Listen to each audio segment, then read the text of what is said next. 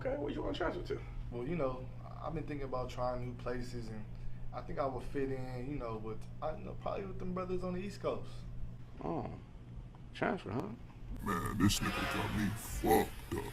Everything I done did for this nigga. You gonna do that shit to me? You think you fit in with the East Coast?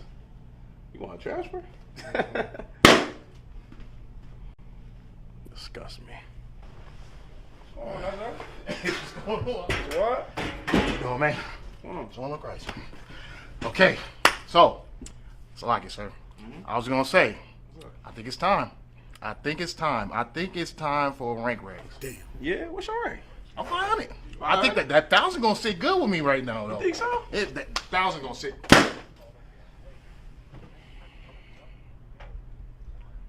Yeah, I don't think so. Damn. Yo, man. What's happening? What you want? I'm sweating. You know my hands always sweat. I've been like that. Yours do too. Yeah. What's up though? Alright, so look. I've been having a lot on my mind lately. Okay. Alright, so I was thinking about like, you know how y'all do like the trooper little stage? Yeah, hell yeah. Like You want to become a trooper? No. Damn. I'm trying to skip the whole process. Treat me like Bronny. Feel me? Treat you like bro. You trying to skip the trooper process? That's you Yeah, saying? I figured I've been around long enough. Why you making me do this? That's how you feel for real? Absolutely. Damn. You mean to tell me your brother can't skip the process? That's your own flesh and blood. Hell nah. No one's bigger than the program, man. God damn. Hey, Salaki, cab service. You good? Yeah, I'm Tawaf, sir. So what's going on? I've been meaning to get at you. Yeah. I met this bad sister. I mean, she ain't really a sister. She African. I met this beautiful African girl the fuck other you day. on? So I've been wanting to know, like, what's the protocol on that? Like, can I rib her? Protocol? Can I make her my rib? Brother, hold on. Hold this one. Oh. Hell nah, man. Hey, she definitely not qualified. You understand? That's crazy. You said the African? Man, give me another balloon. Damn. We really doing this? Give it to her. Come on, brother. Come on, I'll show you some bad sisters, man.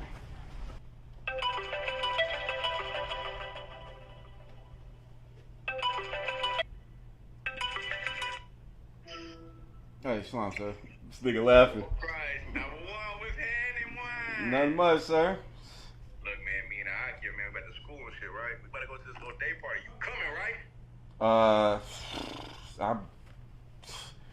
I mean, I really was trying to kick it, sir, if I could. Kick it where? At home? My wife?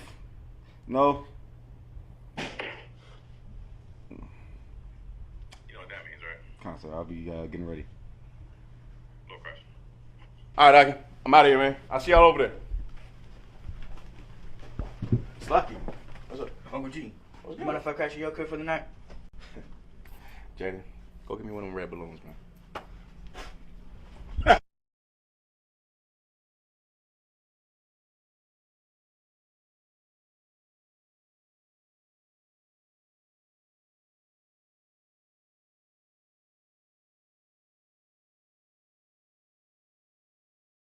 That meeting some slut online is the same as having another wife.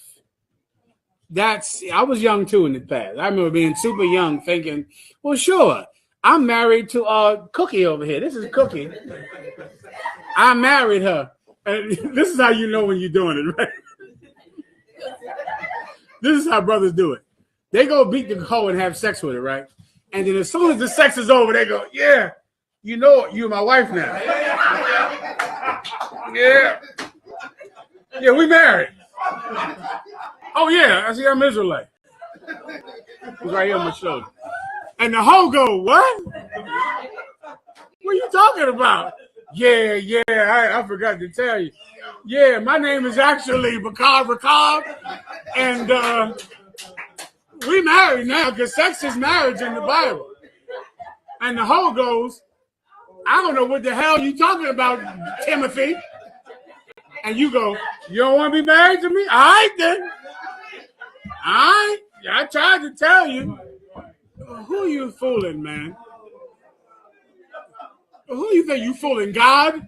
The Lord sees what you did. The Lord sees that you knew this woman would not stay with you, and so you just tell her you're an Israelite after you have sex, knowing that she is not a woman that will ever be an Israelite and will respect it. And so you know she's going to leave you. And let me tell you what some of you dummies don't know. Some of those hoes, you're going to say, yeah, I'm an Israelite. She's going to go, really? What is that about? Tell me all about it, because I'm staying with you and I'm keying your car and I'm cutting all your clothes up and you my husband. And that's, you're going to be like, what? You staying? That's going to shock you. Because that whole cookie going to be like, you an Israelite? What is that? You know what? I'm staying with you. Tell your other wife about me. Matter of fact, I'll call her. I'm going to tell your other wife about me because you married Cookie today. When am I getting my Hebrew name? When am I getting this? And the Cookie is going to stay with you. And call your other wife on the phone and tell her that now you married the Cookie, you're waiting on your Hebrew name, and you're going to go, damn, this ain't what I thought I was getting myself into.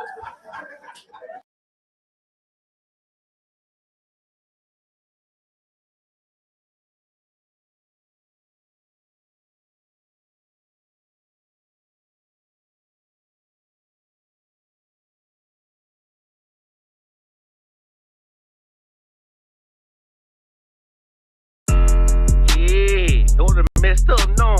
Bad news is to beat your home, nigga. Yeah. Go on, get on that ass real quick one time. 144, baby. Run that shit up, Trey. They said you get on, you gon' represent. I said, of course. Soon as they crank that beat, I ride that bitch just like a horse. She about to go dumb, yeah, bitch, me whole car. You ain't know they call me Obi-Wan. I come with the force. You gon' ride, yeah, of course. Get it lit up like a torch. You even low on this law, told that bitch is either or. Yeah, I know them niggas ain't cut like that. I swear I'm to our core. Wait up, let me make a call right quick. I'ma start another war. I was hurting when she left, but I don't care about anymore. I need a Vaselina like my Nina Puffer for. Told Kazak, watch the dark. Matter of fact, like the dark. Any problem, let them come. We gon' snatch they soul like Shang Tsung. Put them out of service, keep them tools like Miss Harper Free. Try to hold me, it's way too late. I'm headed straight to the safe. Throw that one up like a trophy. I'm that nigga, ain't no debate. Told them boys we taking over. Call them up like set the date. This shit a piece of cake. Yeah, my bitches came from Whole Foods. Told them put on that top 3. Then bring me my house shoes. Don't make excuses, make moves. These niggas ungrateful, gotta show them UPK rules. I make hits like I can't lose. They said you get on, you gon' represent. I said of course. Soon as they crank that beat, I ride that bitch just like a horse. She about to go dumb. Yeah, bitch, me whole guard. You ain't know they call me Obi-Wan. I come with the force. You gon' ride, yeah, of course. Get it lit up like a torch. You even low on this law. Told that bitch is either or. Yeah, I know them niggas ain't cut like that. I swear I'm to our core. Yeah, I just got off the call. I'ma start another war. Spit a plate up with my niggas. Get your knife and your fork. You ain't locked in with the count. And when you speaking to me fart. Yeah, I just took the floor. Ain't no cowards in my campaign. They can't stop the campaign. Tell them bring the champagne. They know I'm a champion. They can see the outcome. Get them niggas bad, got them tied down and out there. Can't do with them steppers, niggas been down since day one. We run up the bands, bitch, like dollar. They say you get on, you gon' represent. I said of course. Soon as they crank that beat, I ride that bitch just like a horse. Yeah, about to go dumb. Yeah, bitch, we whole cart. You ain't know they call me Obi-Wan. I come with the force. You gon' ride, yeah, of course. Get it lit up like a torch. You either low or this low toy, bitches either or. I told you niggas, you ain't cut like that. I swear I'm to our car. And I just made the call. We gon' start another war. Yeah.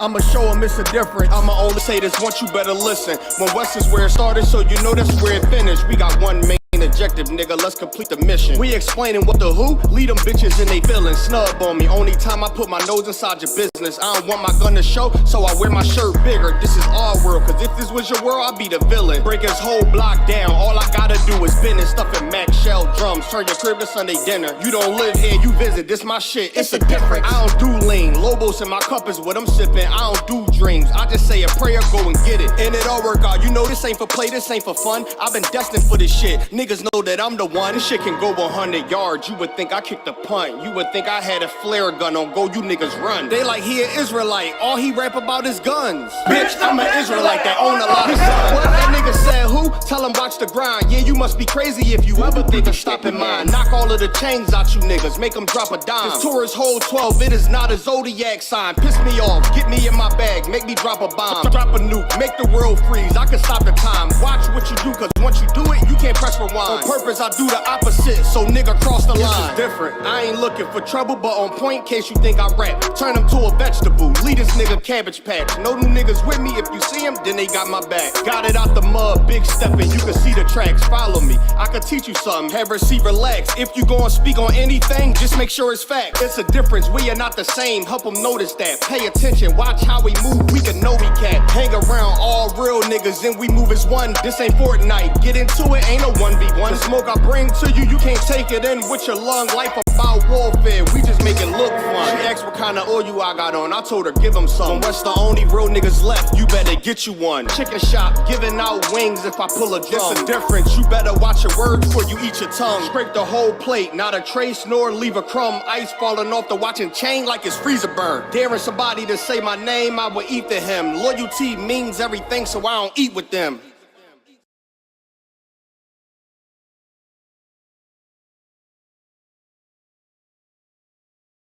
Backstage.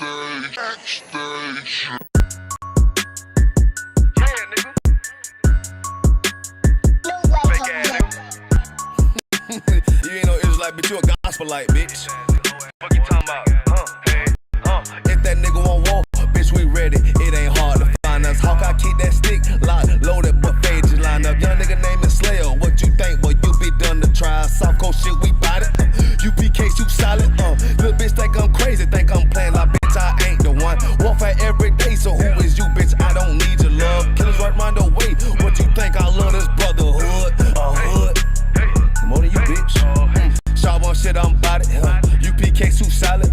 Fuck nigga don't want war. Ain't enough clips in your army. All the bitches wanna take my piece. All they hoes wanna take my piece. All the nigga wanna take my piece. No, I can't let a dog take it from me. I can't let a dog take it from me. You a hoe study and you dummy. And these bitches really out this bitch walking around like they don't know nothing. And a lame nigga fall for them and get set up for the coins and get gunned down, man down. Shoulda took the time, get a damn no. But I see the sorrow and I show her. She could never get a piece holding. You a dirt ass, rust ass neck bitch with a fake ass jewelry. In Tennessee while I'm touring. It's a Tennessee, but she luring. And a sucker duck bitch ass boy, fuck nigga over that bit mugger. I say, if that nigga won't walk, bitch, we ready. It ain't hard to find us. Hawk, I keep that stick locked, loaded, boy, he'll fade you line up. Young nigga name is Slayer. What you think, boy, you be done to try. Soft cold shit, we bout it. UPK soup solid. Little bitch think I'm crazy, think I'm playing like bitch, I ain't the one. Warfare every day, so who is you, bitch? I don't need your love. Killers right round the way. What you think? I love this brotherhood. Hood. More than you, bitch. You a lame nigga down to me. Eat candy, but I'm sucker free. You a little nigga down to me. Base up, boy, I fit a beat. Yeah, AR-223. Draco with a magazine. Yeah, they clipping like limousine. I shoot your ass in a spleen. Boy, I bust your ass in a temple. We debating by the temple. Tell the truth, boy, you's a victim. And you're scoring off like a lizard. Nigga walk down my road. Why does nigga come down my road? Boy, come down my road. Boy, I charge your ass toll fee. I'm a real big priest, nigga. UPK play for keys, nigga. Commander General get a damn order, but ain't nothing to me to damn kill you. I was stalking his ass like a cat. All weapons, boys full of tech. Boy, like a close comeback. Nigga got popped off for a neck. If that nigga won't walk, bitch, we ready. It ain't hard to find us. Hawk, I keep that stick locked, loaded, boy, he'll fade you line up. Young nigga name is Slayer. What you think, boy, you be done to try. Soft cold shit, we bout it. UPK soup solid. Little bitch think I'm crazy, think I'm playing like bitch, I ain't the one. Warfare every day, so who is you, bitch? I don't need your love. Killers right round the way. What you think? I love this brotherhood. Hood. More than you, bitch. Christ said 7 women gonna be on one nigga in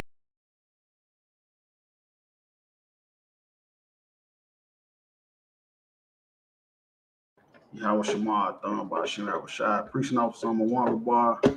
Tuesday night, Brotherhood class, ISUPK and Commander Hunter. What we do, we come out to teach Blacks, Hispanics, and Native Indians who they are according to the Bible, that our oppressors, the devil, the Bible speaks of. Tonight, what we're going to talk about is America won't accept rebellion. You feel me? America, they will not accept it. You feel me? If you've seen the Olympics, all the stuff that happened, it was a bunch of stuff that happened. We're going to cover some of the stuff, but one of the main things that just came out just recently was Stephen Curry's wife was basically treated like a nigga. You feel me? With all the great works he did to win America the gold, she ended up still getting treated just like a dirty nigga. You feel me? Real talk. Because what they won't accept from black people is you rebelling any form of fashion to what now black people have begun to just submit to the ways of America. America basically, whatever they say is law. It ain't even, you ain't got to even be breaking the law. But whatever they say, how they want you to move, that's how black people moving. That's how Hispanics moving, because America will not accept rebellion, and black people is tired of getting beat up and slapped around physically and spiritually, you feel me, by America. Yeah. So if I could, anybody got any questions, you can just type it in the chat on topic.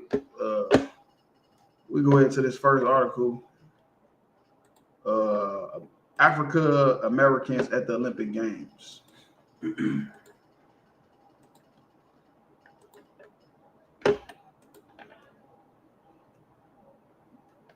African Americans at the Olympic Games. The Olympic and Paralympic Games are the world's biggest stage for athletes. For many African Americans, this high level of visibility has become a platform, not just for their talents and abilities, but also for their community values, their advocacy, and their voices.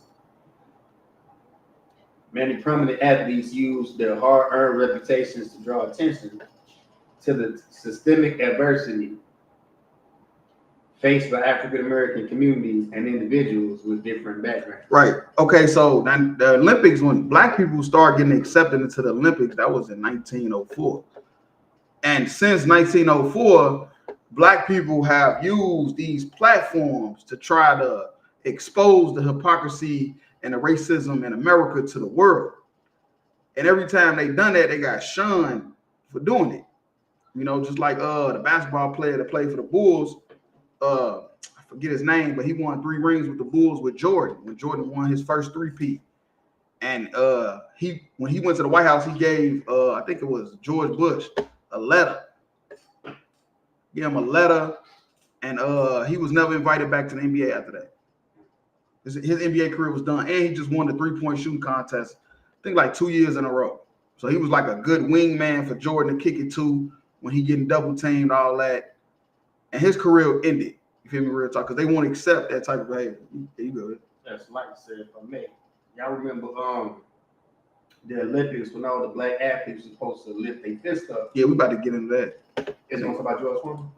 Nah, you go ahead. Go with that. I'm just letting you know we about to get into that in a minute. That's like y'all. I think that's in the next article. We'll talk about them. That's like they reflect their resiliency and optimism that are richly woven into the African American experience.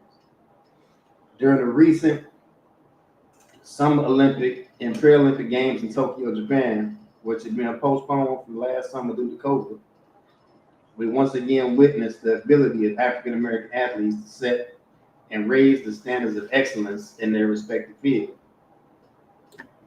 From Allison Felix to Keyshawn Davis to Crystal Dunn to Deja Young, African American athletes participated in a broad array of competitive sports in the 2021 Games.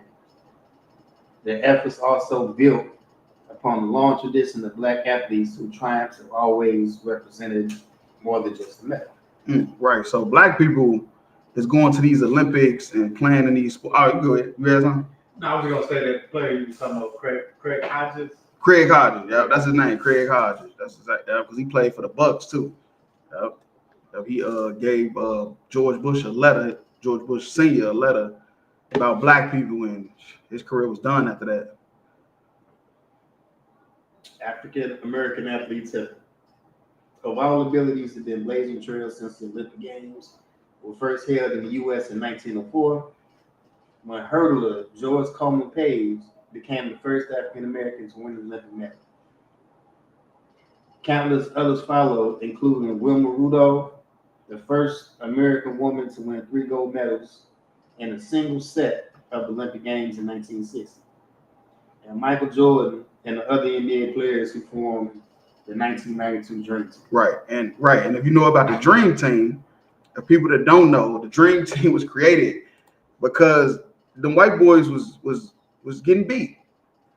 They was getting beat. They was getting bullied. You know, because what they did in the NBA, well, not the NBA, the basketball Olympics, it was just for like the college kids. They got the best college kids to play against the pros in other countries, and them white boys was getting beat. They was getting slaughtered, and then that's when the Dream Team got created with Michael Jordan, Charles Barkley, Larry Bird, all them, and they came together and they like dominated, and they've been dominating Olympic basketball ever since. These early African American Olympians, however, also experienced the painful duality of being celebrated for their triumphant talents while facing discrimination both in their fields and in their everyday life. Right. So that's what I'm saying. That's the point. Like, okay, you doing all this, you fighting for the country, to be glorious in sports, which what black people shine in, and then you come back in your everyday life and you facing discrimination. You feel me? Yeah, you go ahead. It's like if I could real quick, stop me if you're gonna get into it. But remember when Muhammad Ali won that gold medal? Right. Yep. They came back home, couldn't even go downtown and get a cup of coffee. Yeah, that's the video I be playing. Remember the video I be playing? Yeah, went to the river and he threw his medal in the river, right? Didn't mean that. Yeah, and that was in 1960. Yeah. Yep. Yeah, that's crazy, man. Real time. We finna get into an article later about how it really don't mean nothing. It's a lock it. Jesse Owens won 4 gold medals at the 1936 Olympic Games in Berlin, becoming the first American in track and field history to do so in a single Olympics. Right. Now, what Jesse Owens did, that was really brave because it was during the time of Nazi Germany. You know, for all he know, he didn't even when he gonna make it back to America, but he went over there and won them medals. And man, you go ahead. That's like I said, if I may. If anybody remembers Adolf Hitler's quote after he was winning the medals, he said, "It's not fair to have my men run against this animal." Mm-hmm. God damn. Good night. He over there putting people in ovens and burning them alive. That's why I say white people is crazy. You would call him an animal because he beating y'all in track and field, but you not an animal for sticking people in the oven and burning them. Man, that's crazy. You go ahead. And so like I said, that's where the myth came from.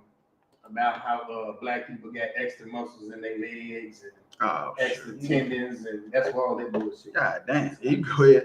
Hey, it's like if I could, and I'm gonna give you right if I'm wrong, but in that same war in Germany, wasn't there like a war between white soldiers and black soldiers because the Germans wouldn't treat the black soldiers like niggas? So like I said, I'm not sure. I believe I was in that same war in Germany when he went over there. I wouldn't be surprised because I think they still getting treated like that now. I think black people in the military are still getting treated like that. Like it's just a dirty, stinking nigga. Real talk. Despite his accomplishments and continued success, Owens faced humiliating treatment throughout his career. Right, still got treated like a dirty, stinking nigga. That's what I'm saying. You feel me? America, they not accepting that. You can go win all the medals you want. You still a nigga. Real talk. As he later recounted, when I came back to my native country, I couldn't ride in the front of the bus. He had to go to the back of the bus. He Jesse Owens, 4 gold medals, went over there and beat the Germans, who they went to war with right after, and then he couldn't even sit on the front of the bus. Guess they felt like he don't get tired. I wasn't invited to the White House to shake hands with the president. It would take several decades of struggle in the civil rights movement before the nation began to experience measurable change. Right. So they didn't even invite Jesse Owens to the White House. 1936. Wasn't that long ago. They didn't even invite him to the White House to shake the president's hand for going over there and smoking the Germans. You feel me? Uplifting the American banner.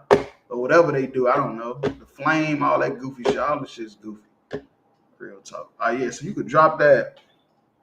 Let's go to this the next article, the one you was about to get into, the history how Tommy Smith and John Carlos protested in 1963. I ain't know that was in Mexico City though. I ain't gonna even lie to you. in history how Tommy Smith and John Carlos' protests in the '68 Mexico City Olympics shook the world. Right? See how they and this all they did. This is the protest. The protest is okay. He won the gold. I think the other brother won the silver, and the white boy won the bronze. This was the protest. Black gloves, fist in the air, and I think they took their shoes off or something. U.S. athlete Tommy Smith attained international fame when he gave the Black Power salute in the 1968 Mexico City Olympics 55 years ago. But as the exclusive BBC archive clips in this new series reveals that the protest came at a heavy cost. Right. The protest came at a heavy cost because, like I said, America will not accept rebellion. America is not accepting rebellion. And we're going to talk about it why in the scriptures real soon. We're going to show you why they will not accept rebellion. October 16, 1968, two black athletes, Tommy Smith and John Carlos, stood on the podium in the Mexico City Olympics, heads bowed. They wore black socks with no shoes. Smith wore a black scarf around his neck. As the U.S. national anthem played, they each raised a black gloved hand and signed a protest. That's what they did. They didn't hurt nobody. They didn't shoot nobody. They didn't throw the American flag and walk on it. They just put their fist in there and took off their shoes. You good? Yes, like I said, if I may. What I was going to say earlier, all of the black athletes were supposed to do this. But what broke the protest was when George Foreman, when he won the boxing gold, he said, "Fuck that! I'm gonna wave the American flag anyway. I don't care what y'all do." Just if you got a George Foreman grill, just throw it out your house. He's a goddamn traitor. So like, he's a goddamn traitor. If you got a George Foreman grill, because what the brothers just brought out was heavy, man. And I bet a lot of people ain't know that everybody was supposed to do it with George Foreman. He fucked up the damn protest. Just like the dude with the Nat Turner rebellion. It was a young black dude. He messed up their rebellion when they was finna go to the white people's house and do what they were supposed to do. He messed it up and told on everybody, got them all hung. Although no words were spoken, the moment was full of meaning. Smith, who had won gold in the 200 meters, set a new world record. And he set a world record. Raised his right fist to represent Black Power. Bronze medalist Carlos, wearing a bead necklace to symbolize the lynchings of Black Americans, raised his left fist to represent Black unity. Right. Yep. So what they were saying in the earlier article is this is what Black people always done. All the great Black people. That's why Michael Jordan get ridiculed the way he do, because he don't say nothing to say anything about the injustice of Black people. He just going with his life, making billions of dollars off them shoes people getting robbed and killed over. The scarf stood for Black pride, and the socks with no shoes represented African American power. God damn, the no shoes represented poverty. Represented poverty. Black people over there is poor as dirt.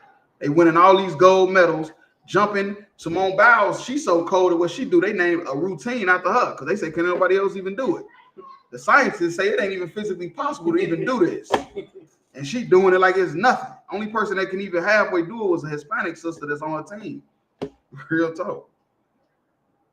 The Black Power salute, as it came to be known, was a defiant statement against systemic oppression of Black people in the U.S. and marked the defining moment in the history of civil rights activism.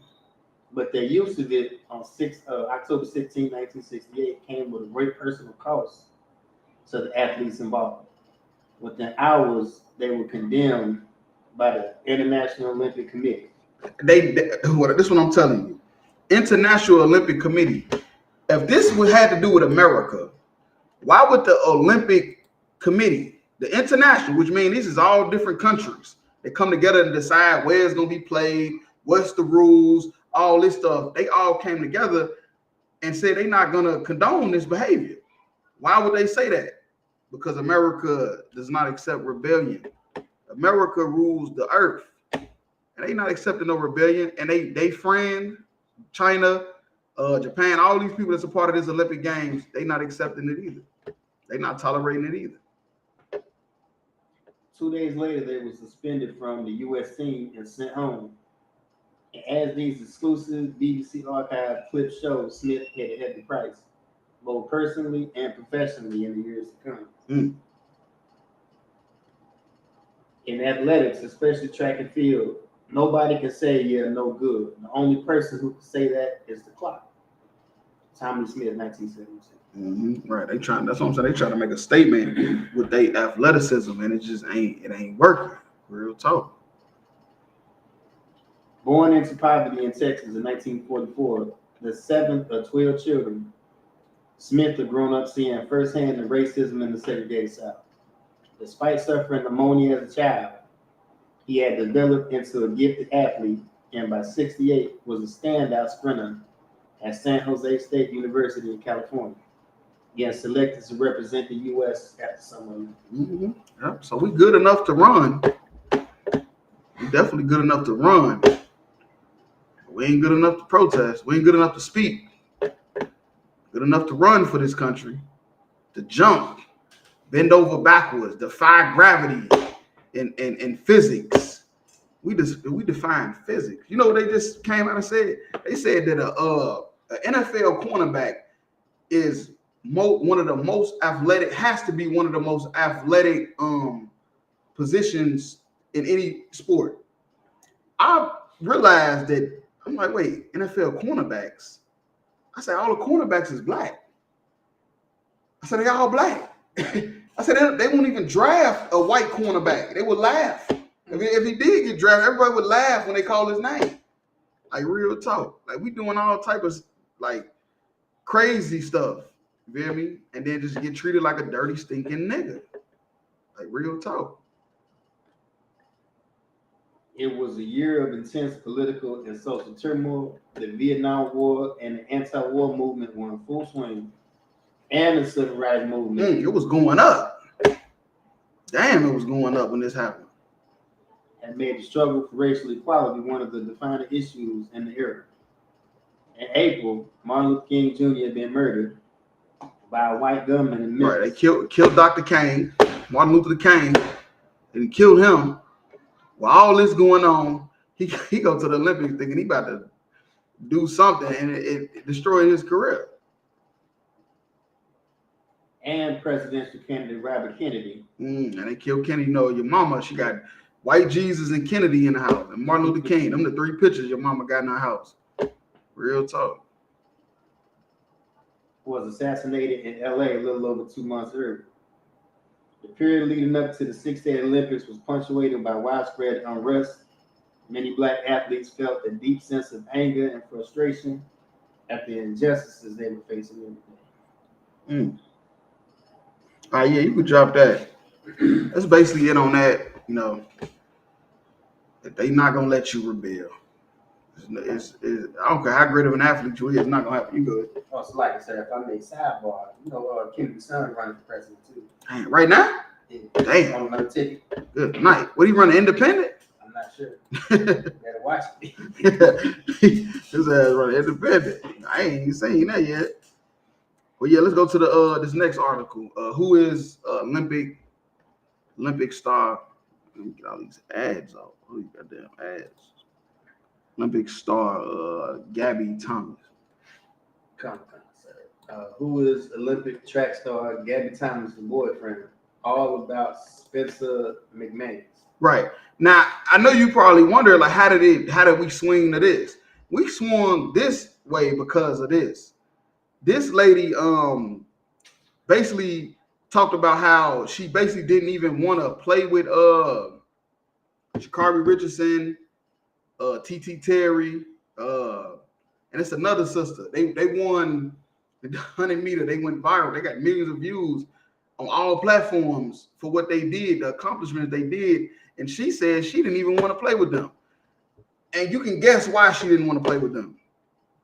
Sha'Carri Richardson, long nails, hairstyle. TT Terry, I don't know if y'all know who TT Terry is. TT Terry is the one that went viral when they was in the world champion. She was the second leg, and she like basically left everybody. And what you got to understand about the relay race, you start behind. That's how it go. You start behind, but she was so fast, She caught up with everybody. And, you know, she come off a little ghetto. And the other sister that she ran the 4x4 with is a little ghetto. But what I'm going to say about women that come off ghetto, I love it. I love it. You know why I love women that come off a little ghetto? Because they ain't going to be in the picture looking like this bitch right here.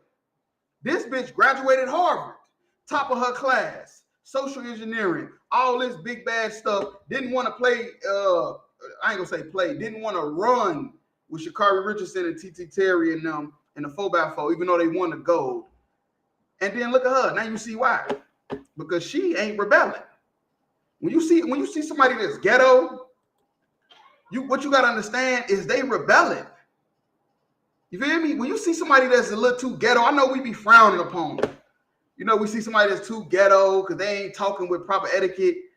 But guess what they doing that you not doing? They rebelling against the status. What the status quo say you gotta talk.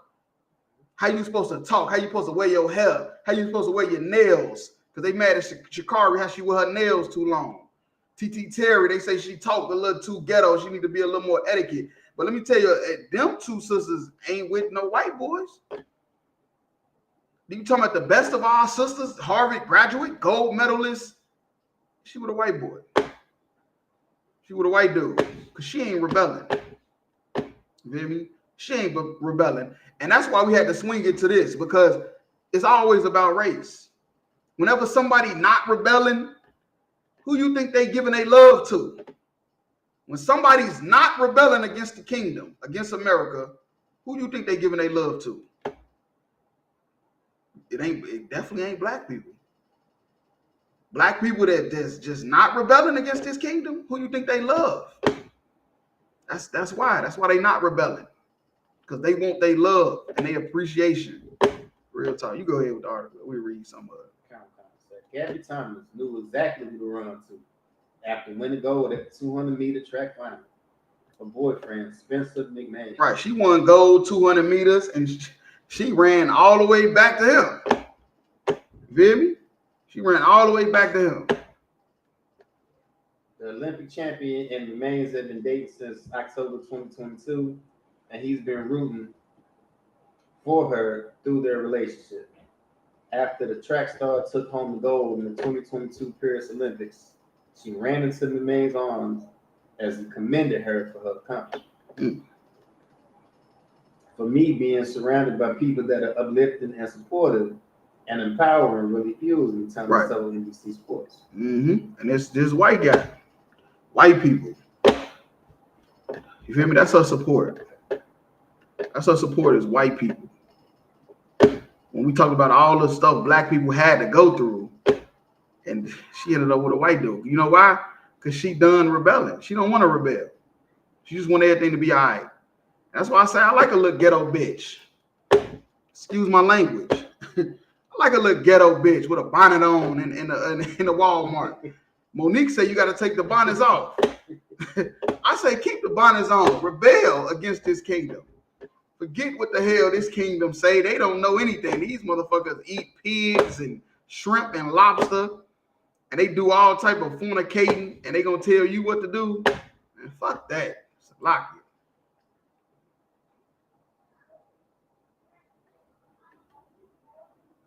I've always been surrounded by that kind of energy and that sort of support system. While Thomas ran for Harvard University, McMahon was also a college athlete, playing football for Yale. However, the two met after graduation when they were both living in Austin, Texas. So who was Gabby Thomas' boyfriend? Right, and we don't need to get into that. We see he's a white boy, and the whole point of bringing out this article is that she ain't rebelling. And this is how they want you. It's like this sister right here in this picture, Gabby Thomas. I never heard of her before this either.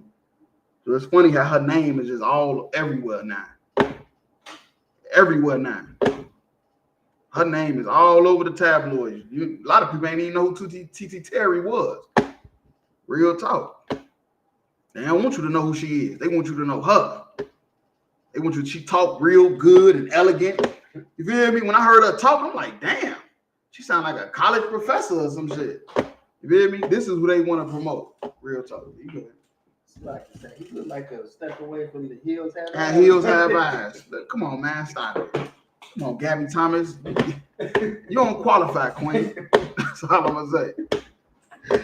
Gabby Thomas, you don't qualify, Queen. You don't make it. You ain't making it to the barbecue with this type of behavior. You ain't getting there. But now we could drop that. Let's go to that last article about the gold. What it's worth. Olympic gold medals aren't actually gold. What? They doing all that? Hold on, wait. They for 4 years from now into 2028. They are finna be training. They finna be training, and they say the gold is not even actually gold. It's fool's gold. That's what it is. It's fool's gold. They fooling you. Got you working hard, extra hard, so America can be on top and win all the medals, and whole time it's fool's gold. So how much is one really worth? Medals were given out to the best athletes in the world during the 24 Paris Olympics, but the gold medals aren't made entirely of real gold like people think. Every few years, people all across the globe unite for their love of sport and country as they cheer on the world's best athletes in the summer and winter Olympics. In the 24 Paris Games, more than 10,000 Olympians competed for hundreds of medals, but only about a third of those athletes received the highest honor, a gold medal. There have been some questions about the gold medals and what they're really made of. Yep, that's what they in it for. All these athletes, they fighting, taking steroids, doing all that to win these gold medals, and it ain't even really gold. Here's the surprising answer to that and why biting the medal, as many athletes do in photos, is not a good idea. Along with the medals, each athlete at the Paris Games was presented a box, leaving many to wonder what's inside. The official Olympics website noted that inside the 15-inch box is the official poster for the games, designed by illustrator Hugo Gattoni. He created two posters, one for the Olympics and one for the Paralympics. Both were done manually with no assistance from AI. They took 4 months and 2,000 hours to complete. How much the gold medals are really worth? Many believe that gold medals awarded to first place Olympians are entirely made of gold, but that's not the case. For the International Olympic Committee guidelines, gold medals are required to contain at least 6 grams of 24-karat gold coating. They giving you gold coated chains. That's what that is. This guy, they said, I think this is the woman. I don't know. This might not be a woman. She holding her gold medal from when she got from swimming, and it's just gold plated. It ain't even real gold. You wasted your time. It is what it is. All right, we can drop that. That's enough about all that damn Olympic bullshit. So yeah, let's go into the articles. Going to the scriptures. Let's go to 1 Samuel 15 to 18.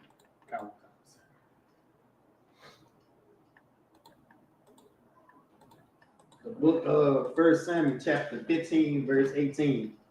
And the Lord sent thee on a journey and said, go and utterly destroy the sinners, the Amalekites. Right, now, this is King Saul. King Saul was the first anointed king over Israel. And the Lord told him, remember Amalek. Remember what they did when we came out of Egypt. They destroyed and killed the young and the women that was in the back of us. And this particular group of Amalekites, the Lord wanted Saul to go kill all of them. And fight against them until they be consumed. Until they be consumed. So there's no more of them. Verse 19. Wherefore then didst thou not obey the voice of the Lord? But Saul didn't listen. Saul didn't listen. He kept the king alive and all the good cattle. He kept all that alive. You feel me? For sport, to show off his accomplishment. But the Lord was trying to show something. You feel me? He was trying to get rid of a group of people that shouldn't be here. Because what you got to understand about the Amalekites today, that's the so-called Jewish man. That's a direct tribe he descended from. The Jewish man ain't done nothing but wreak hell and havoc on this earth since he been here. And the Lord been trying to get rid of him all the way back then. But this fly upon the spoil and this evil on the side of the Right, Lord. that's evil. The Lord said, do something, you did the opposite. That's evil. Verse 20, and Saul said unto Samuel, Yea, I have obeyed the voice of the Lord, and have gone the way which the Lord sent me, and have brought Agag, the king of Amalek, and have utterly destroyed the Amalekites. Right, he's saying, I did what the Lord wanted me to do. I killed them all, but I got the king. Here go the king right here. You feel me? We got him to show like a trophy or like a gold medal. Verse 21, but the people took of the spoil, sheep and oxen, the chief of the things which should have been utterly destroyed, to sacrifice unto the Lord thy God in Gilgal. Right, and that's what they say they was trying to do. They say they tried to keep all the spoil and the oxen and all the good stuff so they could sacrifice it. When that's not true. They wanted to keep it for themselves until they got caught. Until they got caught and realized they was out of order. You feel me? Real talk. But the Lord was trying to get rid of all that to make a statement, to show he ain't nothing to be played with. It's like we're going all the way to 26. Verse 22. And Samuel said, hath the Lord as great delight in burnt offerings and sacrifices, as in obeying the voice of the Lord? Mm-hmm. Right, he's saying like, Samuel, like, look, do you think the Lord really care about that stuff? He made all the stuff. He made the animals and stuff. You really think he care about that? Because Samuel really know that Saul and them was bullshit. They did that. They kept that stuff for themselves. As like, behold, it is better. Behold, to obey is better than sacrifice. Right. So it's better to obey than to sacrifice. You feel me? It's better to obey than having to sacrifice. Because when you sacrifice, that means you got caught. That means you was wrong. You feel me? And now you got to give up whatever you got. You got to give up goods, whatever the punishment is. You got to give it up though. You feel me? And Samuel is trying to tell the king something, because Samuel is the high priest. So even though Saul is the king, he's over the king, and he's trying to tell the king it's better to just listen than to have to sacrifice. Because you gave up sacrifice. But what about all the other stuff that you caused? You feel me? All the wickedness and stuff that you caused, and you thinking that you giving up your sacrifice is enough, and it's not. It's better you obey than to sacrifice. And to hearken than the fat of rams. Right, and that rams, that's another animal that's clean that we used to eat, and we used to sacrifice to the Lord when we sin. And he say it's better to just listen than to give up the fat of the rams, man. Verse 23, for rebellion is as the sin of witchcraft. Right, and rebellion is as the sin of witchcraft. You feel me? That's what you got to understand about rebellion. When you start rebelling, it's witchcraft. It's no different than a witch putting stuff in a pot. You feel me? To try to curse the people, to bring the children and take their souls and kill all the men or kill all the women or have you aborting all your babies. Rebellion is witchcraft, because rebellion will put a sin on all the people. The people will see you doing it, and now they want to do it too.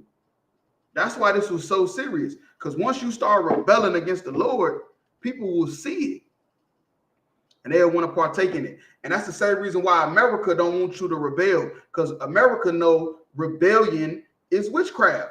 If you start rebelling, guess what's going to happen? Everybody else is going to want to rebel. Everybody else is going to want to start wearing fringes and braids and boots and saying the white man the devil and not eating pork and shrimp and not celebrating holidays, and now they going bankrupt and they losing money. America knows this. They know you can't let people rebel, because that's witchcraft. That's going to have people's minds. You feel me? That's going to take hold of people's minds once they start seeing people rebelling. And that's why Samuel was trying to say this. He's saying it about the Lord, though. He's telling Saul that you rebelling is like witchcraft, because the people going to believe that they can do it too. And stubbornness is as iniquity and idolatry. Right, and stubbornness is like idolatry. You feel me? It's a sin And it's like idolatry because you being stubborn, basically you idolizing yourself. You believing you always right. You always making the right decision. Forget what somebody else told you to do. You just gonna do whatever the fuck you want. You're turning yourself into an idol, which is a sin. And this was the Samuel was trying to explain to the king of Israel. Because thou hast rejected the word of the Lord, he hath also rejected thee from being king. And what you got to understand, when you get higher and higher and higher up, the more you start to reject the Lord, the bigger the fall. That's one thing my brother always used to tell me. He would always say, man, don't worry about somebody trying to try you, man. They bigger than you. Just remember, the bigger they is, the harder they fall. I'll never forget that. My brother told me that when I was like 12 years old. He said, I'll never be scared of nobody bigger than you because the bigger they is, the harder they fall. And that's a true statement because of the higher you get up, you feel me, in your stature, not physical, just in your stature or in your rank or whatever, you feel me? And whatever you do, the higher you get, the bigger the fall is when you mess up. When you littler, you can make more mistakes.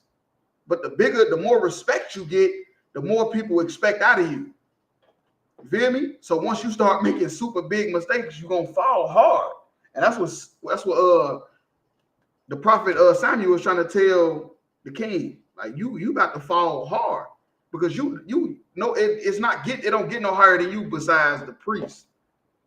Besides the priest, you the king of Israel, it don't get no bigger than that. So you about to fall hard, and that's why he took his kingship from him. Verse 24, and Saul said unto Samuel, I have sinned, for I have transgressed the commandment of the Lord and thy words, because I have feared the people. Because I what? Because I have feared the people. And that's usually how it happens. You fear the people. That's usually how you start to rebel. People start rebelling because you fear the people. You feel me? That's why nobody wants to rebel against America. Everybody, they don't care what happened to George Floyd. Sonya Massey just was murdered. LeBron and them ain't say nothing in Paris. Curry, and he's shooting threes, turning around before it even go in. Simone Biles doing flips, all kind of, I'm like, I don't even know how she doing this. And Sonya Massey is dead. She dead right now. And don't nobody care. Nobody care, man, because they fear the people. They fear what the people gonna say. Come on, LeBron, we needed that gold medal. Come on, Bron. Come on, Curry, we needed that. Why would you guys sit out? Why would you guys protest during the Olympics? What are you guys doing? America not accepting no rebellion, man. Real talk. And obeyed their voice. Mm-hmm. Verse 25. Now therefore I pray thee. You go ahead. Hey, it's like if I could. What's crazy about that is that's real heavy what you just said because I don't know if a lot of people know this, but they didn't have to. They could have played, but they didn't have to play for America. They could have went under the Olympic flag, right, instead of going under the American flag. Mm-hmm. You know what I'm saying? So, I mean, that's crazy. That's crazy how you just said it. No, that's heavy, but you know why they ain't gonna do that? Because they gonna be rebelling against America, and they gonna cause an uproar, and they fear the people. Yeah. They like King Saul. He feared the people. They fear the people, and that's why they not gonna rebel against America. Only people gonna rebel against America is us. ISUPK, the commander, we the only ones rebelling against the kingdom. Real talk. Everybody else worried about what the people gonna say, what they mama gonna say, what they sister gonna say, what they kids gonna say. Fuck them kids. You feel me? Real talk. And fuck that motherfucking job. We're gonna be rich tomorrow. Hell no. Real talk though. That's messed up. Shit. We'll do it. If anybody else gonna do it, we'll do it just like Samuel. Samuel, shit, this the king he coming up against. He could have got murdered. But no, he feared the Lord. He ain't fear the people. Verse 25. Now therefore I pray thee, pardon my sin, and turn again with me, that I may worship the Lord. Yeah, it's too late for that. It's a wrap. Verse 26. And Samuel told Saul, I will not return with thee. Yeah, he's saying it's over with because, like I said, you too big to make these type of mistakes. You feel me? You too like the athletes, the black athletes. Y'all, they too big to make mistakes. That's why they won't rebel against the king. They gonna fall too hard. Us, we could say this all we want. We work regular jobs and stuff anyway. So they like, let them talk. They could care less. But these big people with these big platforms, they're not gonna let them say the stuff we're saying. They're not gonna let them do it. Real talk.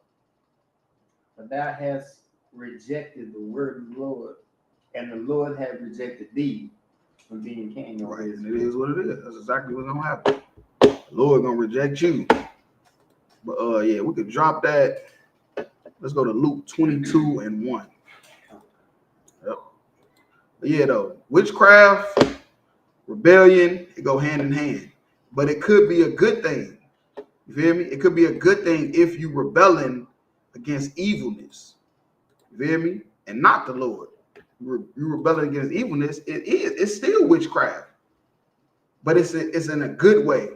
You feel me? Because it's just now you brainwashing people to show them the right way, how they supposed to be, instead of just suffering and doing whatever America tell you to do. The book of Luke, chapter 22, verse 1. Now the feast of unleavened bread drew nigh, which is called the Passover. Right. Verse 2. And the chief priests and scribes sought how they might kill him, for they feared the people. Right, they fear the people. There you go again, fearing the people. Fearing the people. You feel me? Fearing people is witchcraft. You feel me? You can't fear people. You gotta just do what you're supposed to do. But in this case, they was talking. This is our own people, black people trying to kill Christ, but they trying to figure out how to do it because they feared the people, because the people was rocking with them. Verse 3. Then entered Satan into Judas, surnamed Iscariot, being of the number of the 12. Right, and that's what happened. Satan make you rebel. Christ was so powerful that the only way that this could have even happened if Satan himself had to enter into Judas. It didn't say an evil spirit or unclean spirit or Judas was tripping. It said Satan, the angel Satan that was dealt with Job all the way back then, thousands of years before this. He had to enter into Judas to make this happen. Because Satan, that's what he do. He make you rebel against the Lord. You feel me? Your spirit wants you to rebel against the kingdom. But Satan, he'll get inside of you and he'll make you rebel against the Lord. Verse 4. And he went his way and communed with chief priests and captains, how he might betray him unto them. Right, and that's what he did. And he was a soldier at one point, man. He was rocking with Christ. He was one of the 12 disciples. You feel me? But Satan went into him and made him, you feel me, go against Christ. You know, wanted to come up against Christ. And he went to go now commune and dispute with the scribes and the Pharisees and the chief priests and all them. And they captains. Feel me? How they can destroy Christ. Verse 5. And they were glad and covenanted to him money. Right, and they gave him money. Yeah, and they gave him money because he was a greedy bastard. Just like most people. Is greedy as hell and let money destroy their morals. Shit, we got women out here today to do that all the time. Hear me? Real talk. Verse 6. And he promised and sought opportunity to betray him unto them in the absence of the multitude. Right, when nobody was looking. When nobody was looking, he came up and he helped them, man. He helped the scribes and the Pharisees, real talk. His own mans helped him do that. Because Satan went into him. Because that's what Satan's job is to do. To make you rebel against the Lord. All right, so you can drop to Matthew 27:1.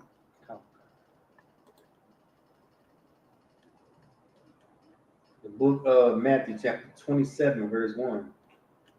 When the morning was come, all the chief priests and elders of the people took counsel against Yahushua to put him to death. Right. So now this after Judas, Satan went into Judas and stuff like that. Now they going to go get him. Verse 2. And when they had bound him, they led him away and delivered him unto Pilate the governor. Right. He the governor, Roman. He the governor over Israel and the province of Israel and stuff like that. And now they didn't gave his own people, then gave him to the Romans. Verse 3. Then Judas, which had betrayed him, when he saw that he was condemned, repented himself. He repented. That means he regretted what he did. Now, why would this happen? Why would Judas regret what he did? Because the Satan was gone. Satan went into him and made him rebel. You feel me? He went into him, made him rebel. Now Satan is gone, and he's sitting there looking like, what the hell did I do? He looking like, damn, how did I even get in this situation? Because Satan was the one walking with you, talking with you, while you thought you was making the right decisions. The whole time you wasn't. The whole time you was not. You feel me? Real talk. And brought again the 30 pieces of silver to the chief priests and elders. Right, that's the money they gave him. He trying to give it back. Verse 4, saying they have sinned and that they have betrayed innocent blood. And they said, what is that to us? See thou to that. Man, they looking like, man, what the hell are you? We don't care. We don't care. But the reason why he was able to get tricked is because Satan was inside of him, man. You feel me? Satan was inside of him. That's how he got tricked. Real talk. And now he's trying to go give it back and try to stop everything from happening. It's too late.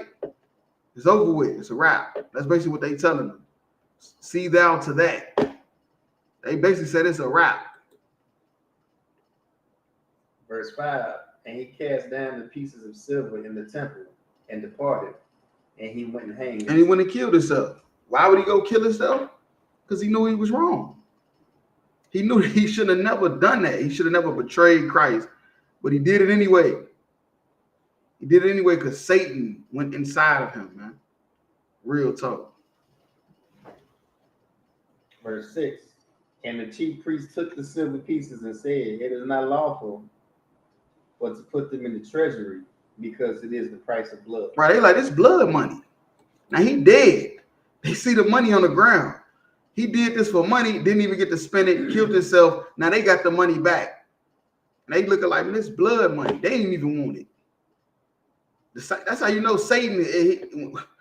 Look, man, Satan got to be around when you're rebelling against the Lord. He got to be somewhere in the mix. Because they didn't even want the money. They gave him the money. They ain't even want it back. They didn't want nothing to do with it.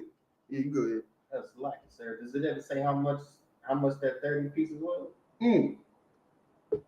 No, but I think somebody in a class a minute ago asked Jim Muhammad that, and they had looked up how much 30 pieces of silver is worth today. I think it's a couple thousand, if I remember. It's probably worth more than a gold medal. Yeah, it wasn't worth more than a gold medal. It's a lie. It wasn't worth more than a gold medal. You done did all. It's a lie. That's bullseye, right? Hey, that's heavy. I ain't gonna lie to you. You had to be here from the beginning, though. You had to be here from the beginning to get that one. Are we going all over the 8? It's a lot.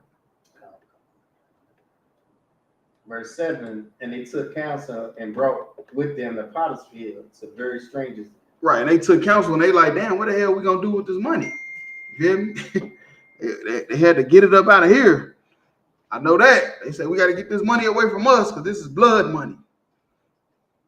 Verse 8, wherefore that field was called the field of blood unto this day. That's the field of blood. Wherever they took that to bury that money is dead. Maybe that's why I don't know grass grow out there. Outside of Jerusalem, because they took that money and put it there. You feel me? Real talk. But yeah, rebellion is witchcraft, and it's Satan. He got his hands in it.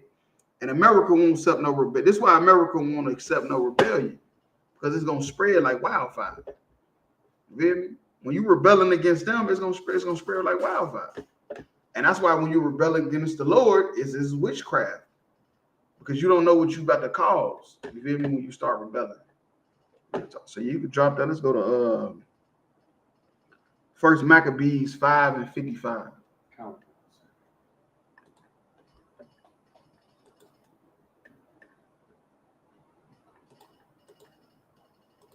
The book of First Maccabees chapter 5, verse 55.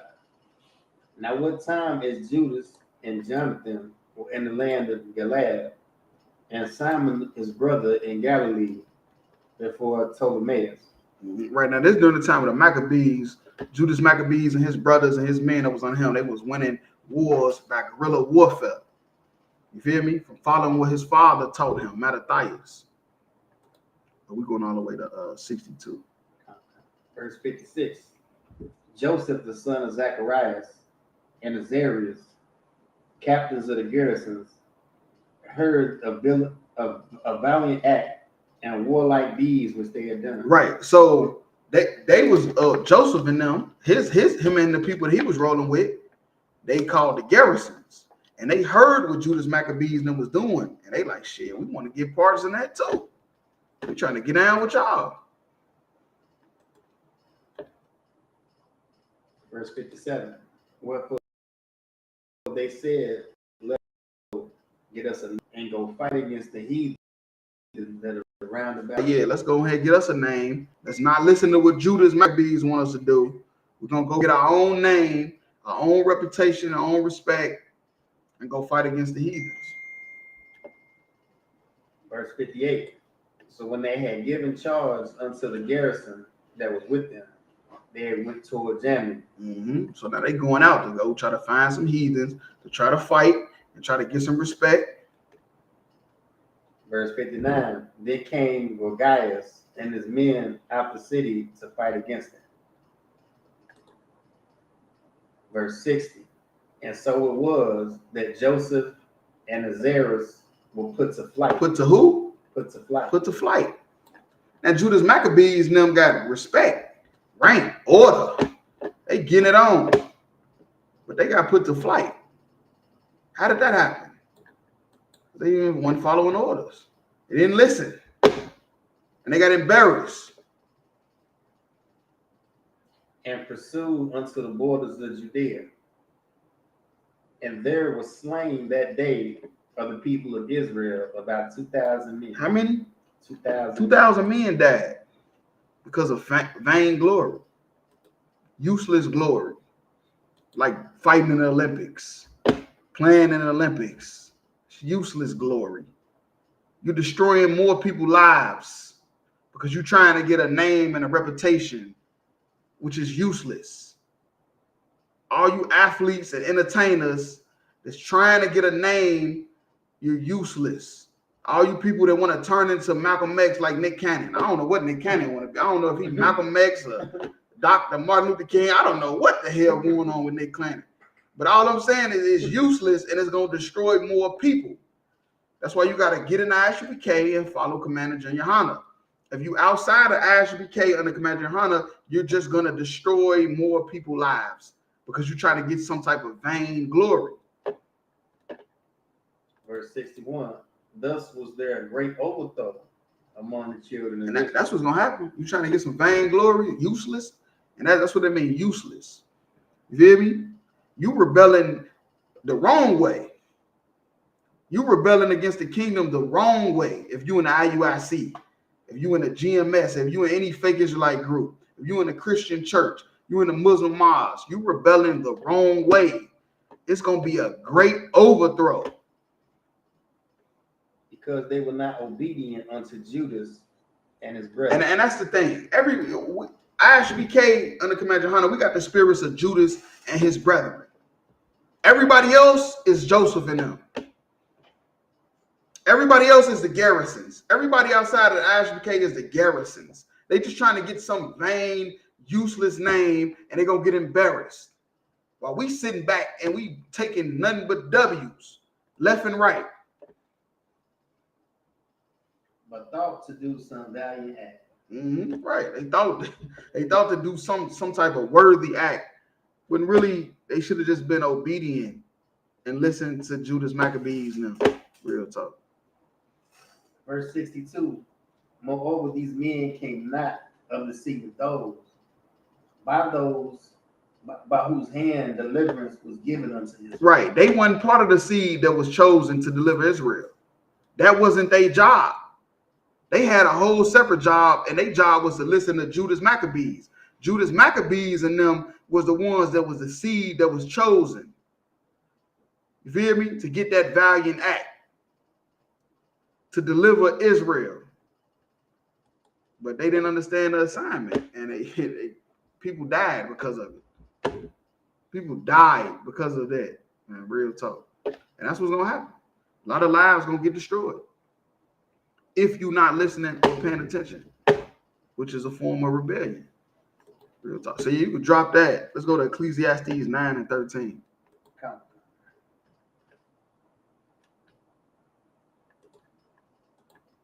The book of Ecclesiastes, chapter 9, verse 13.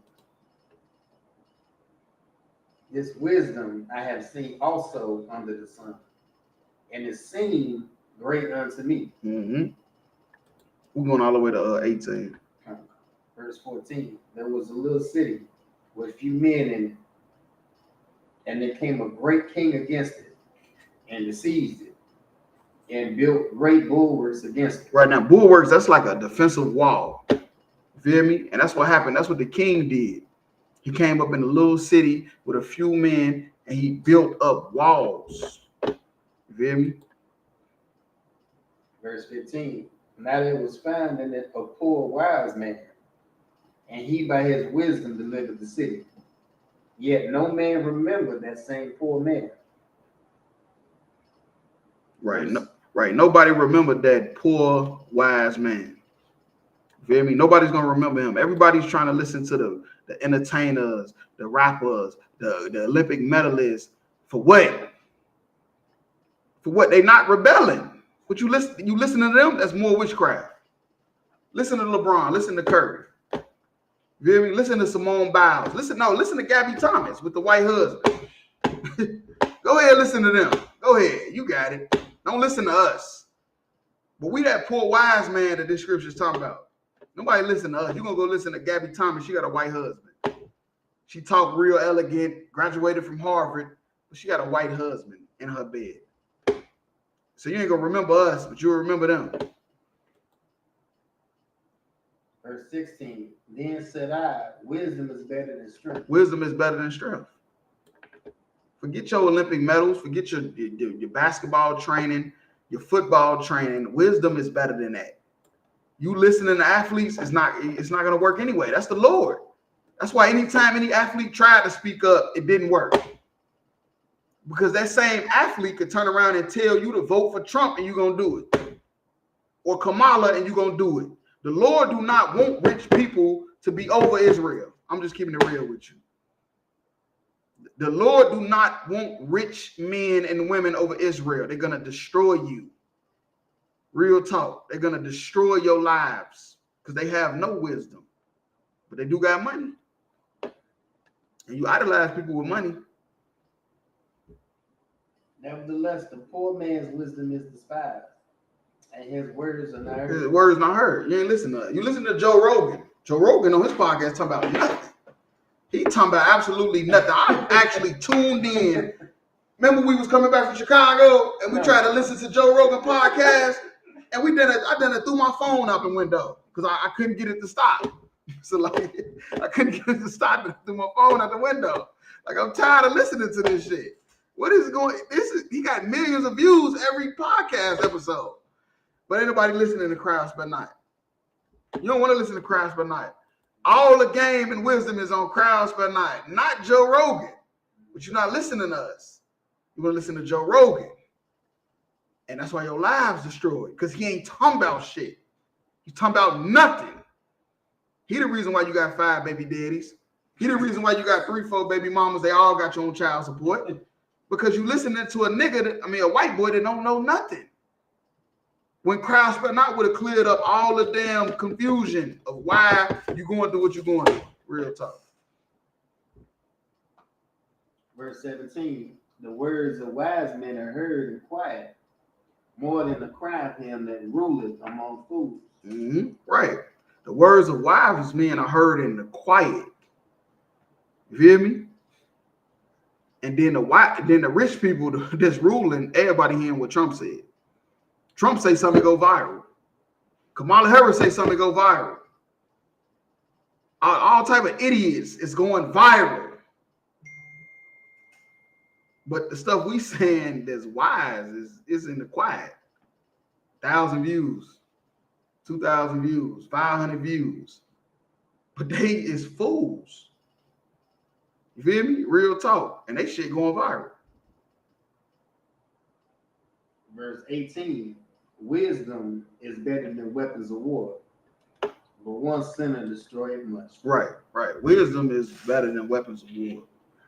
Wisdom is way better than guns and nukes, because wisdom would stop the nukes and the guns from ever having to even be used.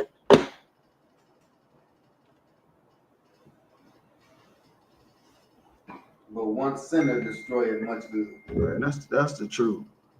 One sinner destroyed much good. Real talk. That's all it takes is one sinner to destroy much good. Destroy every goddamn thing. What the brother said about George Foreman. Everybody was supposed to stand up for this movement. George Foreman said, "Nah, I'm rocking with it." Destroyed the whole movement. That's all it takes is one traitor. Martin Luther King. All it takes is one traitor, one sinner, and he'll destroy a lot of good that was about to happen. Real talk. All right, so you can drop that. Let's go to Job 19 and 13.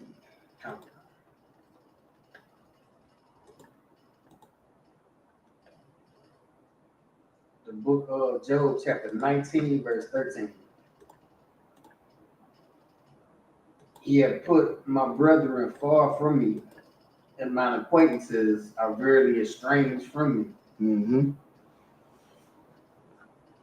Verse We're going all the way to 20. Verse 14. My kinfolk have failed, and my familiar friends have forgotten me. Right. And this is talking about the Lord, like real talk. This is what Job saying, you feel me? Because he trusts in the Lord, and everybody else wanted him to forget about the Lord. You feel me? Real talk. There you go ahead. Like I said, white people don't say kinfolk. No. That's black people talk. That's black people talk 110%. Real talk. This is definitely a black man. Matter of fact, I think Job 30 and 30, he say my skin is black. Real talk. Verse 15. They that dwell in my house are my maids. Count me for a stranger. Right. And they count him for a stranger. You feel me? This is what happens when you want to serve the Lord. When you want to serve the Lord, people in your own house are going to count you as a stranger. You feel me? People that tended to you, that was like your maids, is going to count you as a stranger. I am an alien in this. Right. He said, I'm an alien. That's why nobody want to rebel against the kingdom. Nobody wants to rebel against America because they don't want to feel like an alien to their peers. Peer pressure is a demon. Peer pressure, a lot of people is terrified of peer pressure. Verse 16, I called my servant, and he gave me no answer. I entreated him with my mouth. Right. He said, I entreated him with my mouth. You feel me? I entreated him. I'm like, man, where you at? What's going on? They not answering. Your servants is not answering. You feel me? People that's under you, they not answering.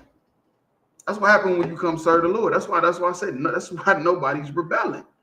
You feel me? Nobody's rebelling against America because this is how they're gonna feel. Verse 17, my breath is strange to my wife. Strange to your wife. You tell your wife you an Israelite. We rocking fringes. We ain't celebrating Christmas. Your breath is strange to her. Real talk. It's strange. Though I entreated for the children's sake my own body. Right. He begging for his own children. You feel me? He begging for his own children. When you come serve the Lord, that's what's gonna happen. You feel me? This is what's gonna happen when you come serve the Lord. That's why everybody is cool and down with America's program. They cool and down with it because they don't want to feel this way. What they say, happy wife, happy life. You feel me? Job said, my breath is strange to my wife. She told him to go curse the Most High. He called her a foolish woman. Verse 18, yea, the young children despise me. I arose and they spake. Right. He ain't got no respect from the children. You feel me? The children ain't even respecting him. You feel me? Because he chose to serve the Lord. And this is why everybody's terrified to rebel against the kingdom. Real talk. Verse 19, all my inward friends abhor me, and they whom I love that turned against me. Right. That's what's gonna happen. That's what's gonna happen. That's why Gabby Thomas got her white dude. Well, she got a white dude. She don't want to wear her long fingernails and talk ghetto like Sha'Carri Richardson and T.T. Terry. You hear me? Real talk. Verse 20. My bone cleaved to my skin and to my flesh. I'm escaped with the skin of my teeth. Right. He basically saying his strength is gone. You feel me? His strength is gone. That's what happened. Like, you ever known somebody that like used to be a big and they got real little because they wasn't eating? You feel me? Because they was poor, they was hungry. You feel me? That's what he's saying when he said my bone cleaved to my skin. There's no flesh in between. You feel me? There's no fat, there's no muscles, nothing in between. Because he done got weak. His strength is gone. You feel me? Now everybody done left him. Real talk. I say, yeah, we could drop that. Go to Genesis 27:6.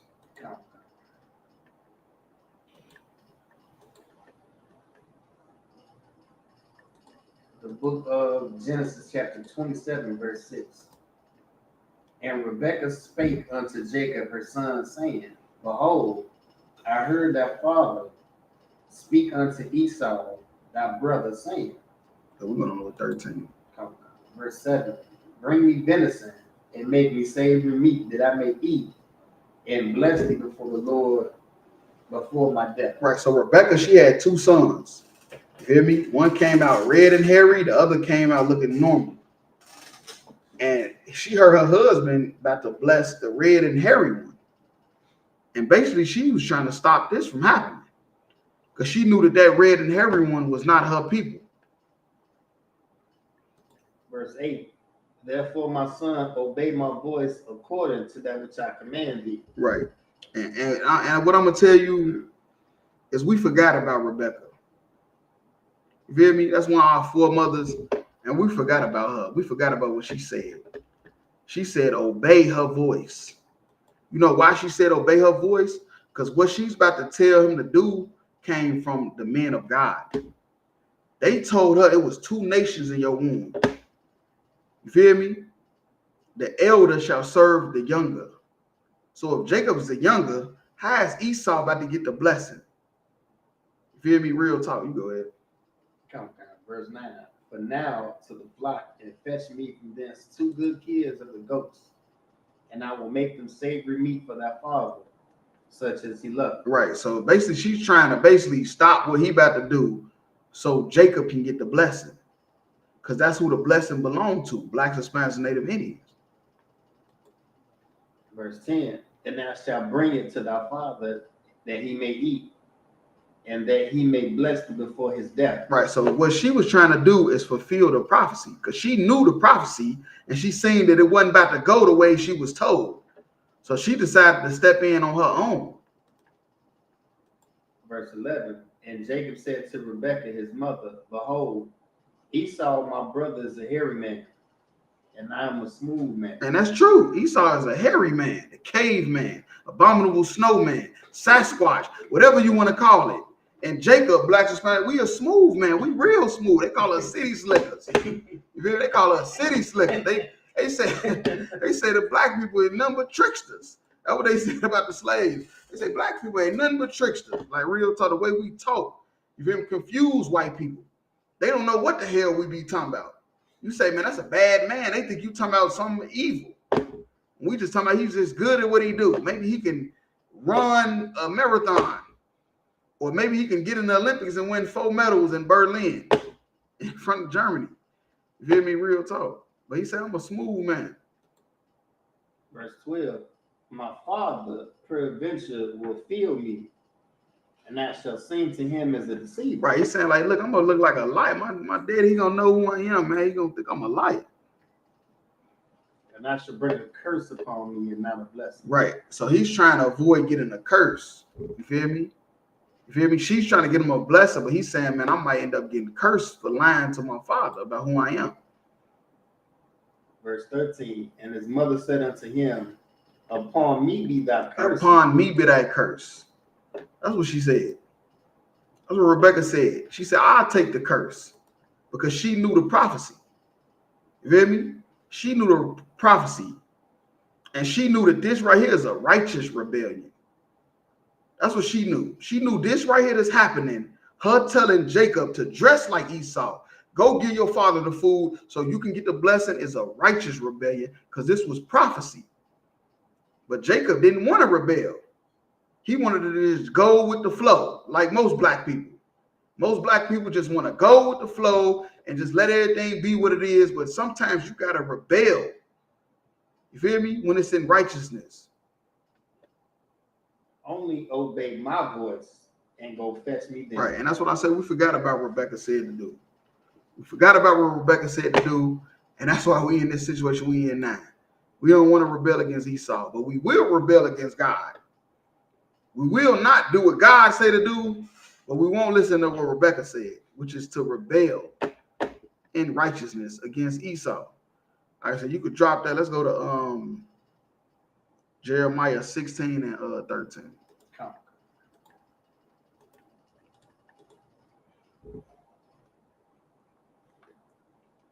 Book of Jeremiah chapter 16 verse 13. Therefore I will cast you out of this land into a land that ye know not. Right, and that's what happened. That's what happened to blacks, Hispanics, and Indians. We got cast out of our land into a land we do not know. America is not our land. Puerto Rico, Cuba, South America, the Jamaican Islands, that's not our land. We got put there because the Lord cast us out. Neither ye nor your fathers, and they ye shall serve other gods day and night. And that's what happened. You give me 10 black people, I give you 10 different religions. You feel me? We here serving other gods day and night. You feel me? We will not rebel against them gods, but we rebel against our. You go into a church, you're rebelling against the Most High. You going into a Muslim mosque, you're rebelling. If you a GD or a Vice Lord, a Blood or a Crip, you're rebelling against God, but you're not rebelling against the kingdom. You're not rebelling against America, which would be a righteous rebellion, which will cause witchcraft. Didn't the Bible say rebellion is witchcraft? You rebelling against America will cause witchcraft. It'll cause confusion to where black people will start to wonder what you into. Why you saying what you saying?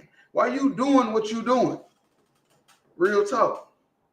Well, I will not show you favor. Right, he ain't gonna show no favor. Black, Spanish, Native Indians, it's talking about you. You ain't being showed no favor because you want to rebel against the wrong one. Real talk, that's something we've been doing since the beginning. Real talk. I say you could drop that. Let's go to 1 Kings 12 and 20. The book of 1 Kings chapter 12, verse 20. And it came to pass when all Israel heard Jeroboam was come again, they descent and called him unto the congregation and made him king over Israel. Right, now Jeroboam was the king over the northern kingdom, which is what we call today the Hispanic tribes. That's the northern kingdom. You feel me? The Native Indians, the Cubans, the Colombia, South America, all that's the northern kingdom. And they made him the king when it's only supposed to be one king over Israel, but they made him the king because we was divided. We was split. Just like right now, blacks, Hispanics, and Native Indians, we split. We not together. You know why? Because we rebelling against the Lord, but we not rebelling against America. We cool with being Latin Kings and GDs. That's cool as hell. Bloods and Crips and MS-13s. We cool with doing that. That ain't rebelling to America. They actually want you to do that so they can put you in jail and you can die and they can trick your women and abort your babies and destroy generations. But the Lord wanted us all together so we don't be rebelling against him. There was none that followed the house of David, but the tribe of Judah only. That's why I say we split. The kingdom is split into two. Still to this day, where blacks and Hispanics can't really get along all the way. You got a few here and there, but as a whole, blacks and Hispanics do not get along. They at war in most cities. They at war. You feel me? And that's the rebelling against the Lord. That's witchcraft. Because then you got generations down the line. They don't even know why they don't like each other. You go ask a maniac Latin disciple in Chicago, hey man, why you don't like the GDs over there on 83rd? They don't even know why. You go ask the Ambrose why they don't like the Black Stones. They don't even know why. You feel me? Because it's witchcraft. Gang banging is witchcraft. Real talk. I say you could drop that. Let's go to Isaiah 53 and 6 and 7.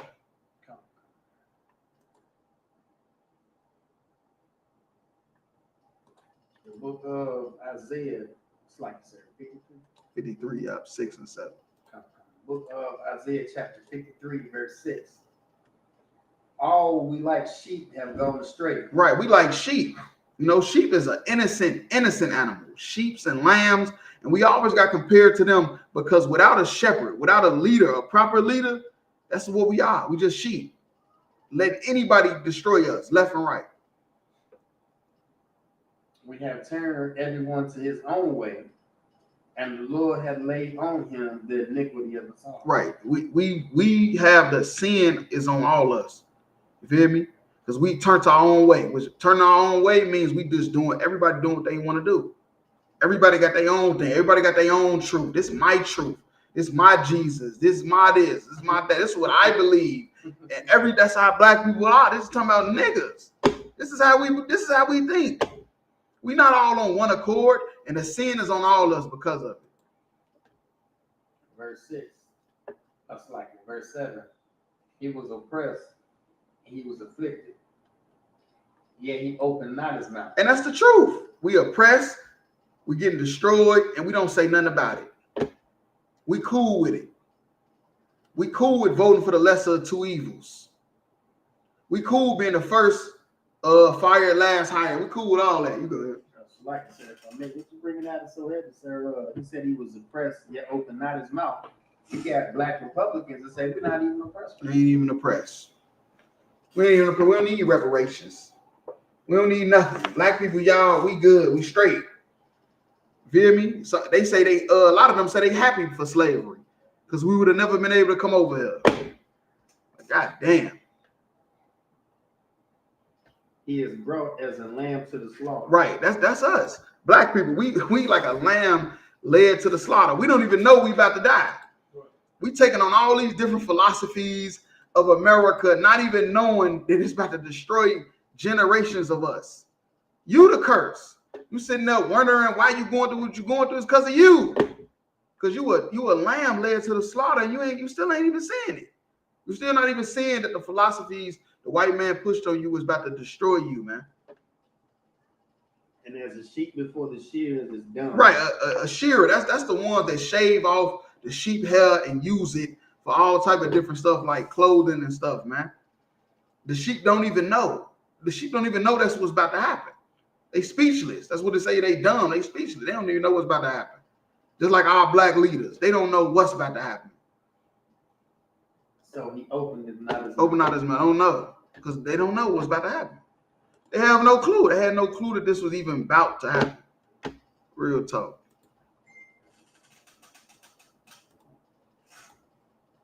Verse 8. No, you can drop that. Let's see.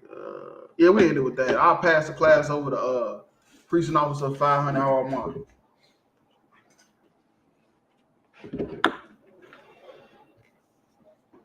Read the security announcements.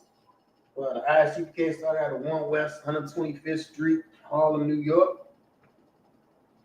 Rule for new brother and sister. When a new brother or sister comes into the school, they are off limits for 6 months.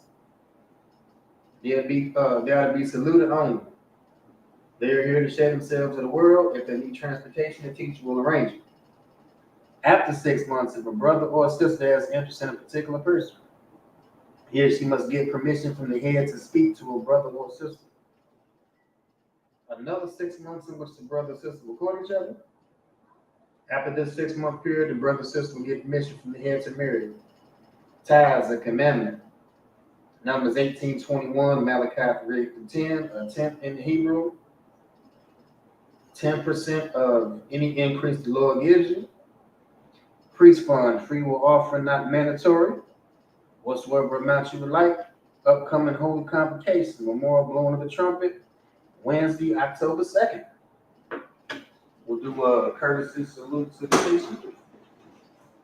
Men of Israel, imagine Shabbat, imagine Right.